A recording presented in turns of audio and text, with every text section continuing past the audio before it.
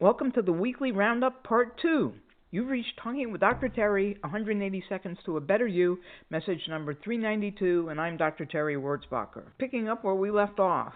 Regarding the two handles, I love the way Karen described her cast as working so hard to put together something that people like and will make them feel good. When our goal involves being of service to others, success has a much higher chance of showing up. I find it interesting that so many people love Napoleon Hill's Think and Grow Rich, but reject the idea that the thoughts dictate your life. Much of his work is based on the same concepts I've talked about. There's one of his books called The Language of Thought, and his laws of success discuss thinking and the needed discipline of thinking, and he does that in great detail. Tim brought up a good point. I gave the knapsack and the wheelbarrow as examples of the things with two handles. I prefer the knapsack because of what Tim said about the wheelbarrow. He said that sometimes if you grab only one handle on a wheelbarrow, things get out of balance, and he thinks that often you have to have those anxious thoughts, recognize them, identify them, and embrace them in order to find some balance. And I think that's what I was saying, but he said it in a much better way. Matt has a good technique. He talks to himself and makes himself laugh.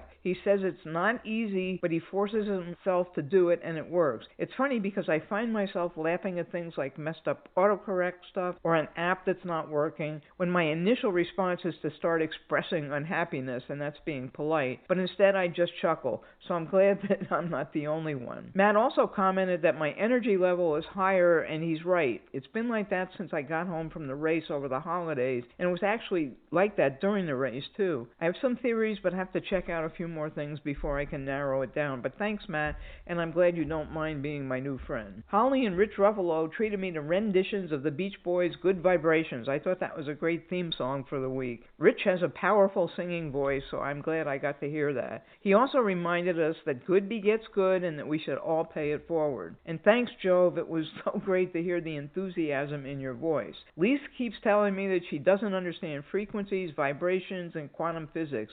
I want you to know, Lise, I don't understand quantum physics either. I just want you to know that I can feel the vibrations of everyone who leaves messages, and it's fascinating to me how your vibrations affect mine. You don't need to understand what's behind it, but Lise, when you told me how you watched Karen mouth all the words of her actors when you saw her play, 3 times by the way, your vibration was extremely high with that fascination. Tim wanted to remind everyone that if they looked at their past, whenever something they thought was horrible happened, something so much better most likely came of it. And Debbie suggested I do a mini seminar on how to raise vibrations. I love that idea. If you guys want me to, I'd be glad to do that. And now it's time for all of you to get busy raising your diamond vibrations so that you can have a diamond week.